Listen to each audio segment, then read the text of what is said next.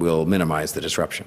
Just quickly, we saw a pretty strong showing at Executive yesterday related to the short-term rentals, or I guess what we're calling the Airbnb items. Some people who came from quite a long way away to sort of speak to your committee about the benefits or possible problems with regulating. Just wondering what your takeaway from that was, and whether moving into considering regulation for companies like Airbnb, what you think the next step should be.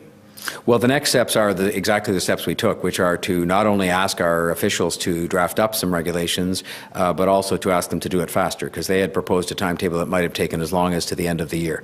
And it's my personal view that when you listen to some of the experiences of people, especially those who are living right next to houses that have suddenly been repurposed into what amount to kind of unlicensed sort of hotels of a kind, and a lot of the experiences they're having, and when you listen to some of the unfairnesses that are being sort of allowed to continue as between a whole bunch of condos that are rented out in the same building as somebody who's operating a hotel and having to pay a much higher level of taxation, and on the examples go, that we have a job to do regulating.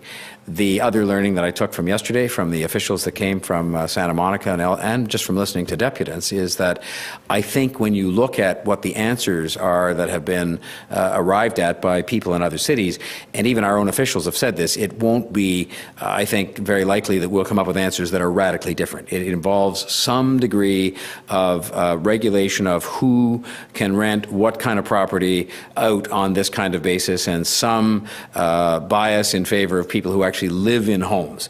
We also heard, I think, some very positive stories yesterday about Airbnb people who live in their homes and who needed a bit of help with paying their mortgage, and who had a perfectly unexceptional and uneventful habit of having people come in who are not throwing wild parties or not turning it into a hotel. And so I think we have to sort of look at all of that and establish the balance. Again, my objective is exactly the same, and I hope that you heard, not, you know, just because I certainly did, and I didn't know the person that was speaking these words, the fellow from the Mars Discovery District, who said that the solution we arrived at with respect to ground transportation and Uber was being looked at the world over, because it was one of the first places in the world where it would appear as if, well, we haven't made everybody, you know, joyously happy. We have arrived at a regulation that I think people are perceiving as much fairer, as being balanced, as being one that is accepting of change and technological advance, and that respected some of the difficulties that were being experienced by the traditional industry, in this case, taxi cabs. And I think my objective for the Airbnb situation is the same. I want to see a situation that is fair, so that you have all the people that are playing in what I'll call the accommodation business treated fairly relative to one another.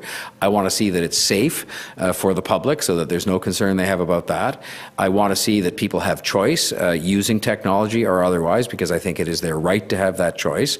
And the challenge becomes to draft a regulation that does all of that. And I want to see that the character of neighborhoods is maintained as best one can, knowing that things change, but we want to maintain the character of those neighborhoods. So that's the challenge that's in front of us and our officials, and I know they're up to it.